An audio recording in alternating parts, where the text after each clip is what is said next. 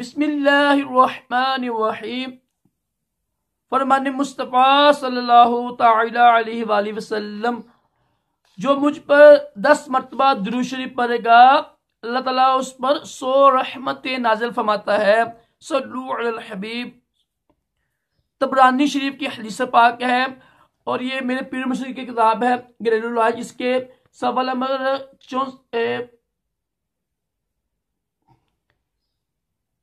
47 میں لکھا ہوا یہ حدیث پاک۔ آج کی سنت مبارکہ یہ ہے کہ 3 انگلی سے کھانا کھانا سنت مبارکہ ہے۔ فرض علم کے لیے دعوت اسلامی کے مدنی قافلے میں سفر کریں، نماز کو عرض کریں۔ راشد اتاری خوابوں کی تعبیر لے کر پیش خدمت ہے۔ آج ہم بات کریں کہ ایک صحابی رسول حضرت عبداللہ ابن عباس، آپ نبی پاک علیہ السلام کے کزن تھے، چچا کے بیٹے تھے، اور قرآن پاک کی تفسیر میں آپ کا کوئی ثانی نہیں ہے۔ آپ نے بہت محنت کی ہے اور حضرت ام المومنین ممونہ رضی اللہ عنہا آپ کی خالہ تھی، اور آپ نے بے شمار وقت نبی پاک علیہ السلام کی بارگاہ میں گزارا، اکثر رات کو بھی آپ پاس ہوتے تھے۔ تو نبی پاک علیہ السلام نے آپ کو بہت دعائیں دی تھی کہ اللہ تعالیٰ آپ کو دین کا نانا مثل عالم دین بنائے، اور تو الحمدللہ جو قرآن پاک کی تفسیر آپ نے لکھی ہے اس کا کوئی ثانی نہیں ہے، اور آپ نے علم حدیث کے لیے بہت محنت کی ہے۔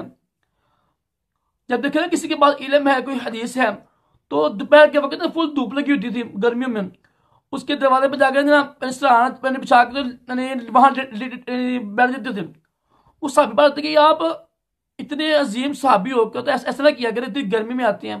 آپ فرماتے ہیں کہ میں علم دین سیکھنے کے لیے آیا ہوں، تو علم دین سیکھنے کے لیے محنت کرنی پڑتی ہے۔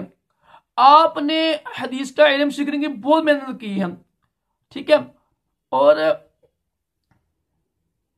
آپ نے حدیث کا علم بھی سیکھا، قرآن پاک کا علم سیکھا، اور نبی پاک علیہ السلام کے ساتھ نمازیں بھی پڑھی ہیں، بہت آپ کے فضائل ہیں۔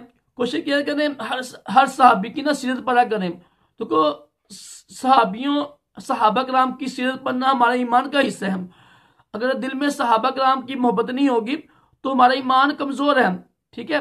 کچھ میں نے مختصر شارٹ کٹ بتایا میں نے آپ کو کہ آپ کی بہت زیادہ فضیلت ہے قرآن پاک کی تفسیر میں، اور ادھر خوابوں کی تعبیروں میں آپ کو کوئی ثانی نہیں تھا۔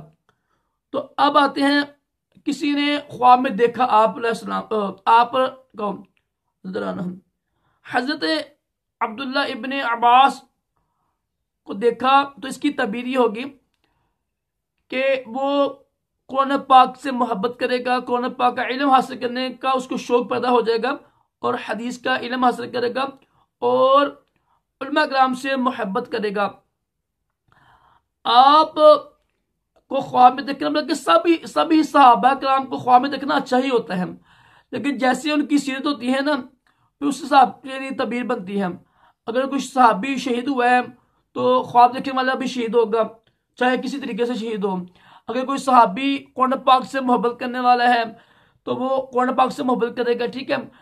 جیسے وہ صحابی ہوگا نا، اگر کوئی صحابی مثلا نشاعر تھا نا، مثال ہے نبی پاک علیہ السلام کی شان میں نعتیں پڑھی ہیں، لکھی ہیں، تو وہ اس کو خواب میں دیکھیں گے تو اس کا یہ تعبیر ہوگی کہ وہ شخص بھی نبی پاک علیہ السلام کی خواب میں بعد خواب کے بعد ان کی نعتیں پڑھے گا، نعتیں دکھے گا۔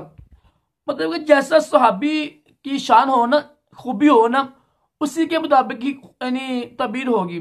اللہ تعالیٰ ہم سب کو بھی اچھے خواب دکھائے، اور نبی پاک علیہ السلام کی خواب میں زیارت نصیب کرے، اور دونوں جہانوں کی بلائیاں عطا کرے۔ اللہ حافظ۔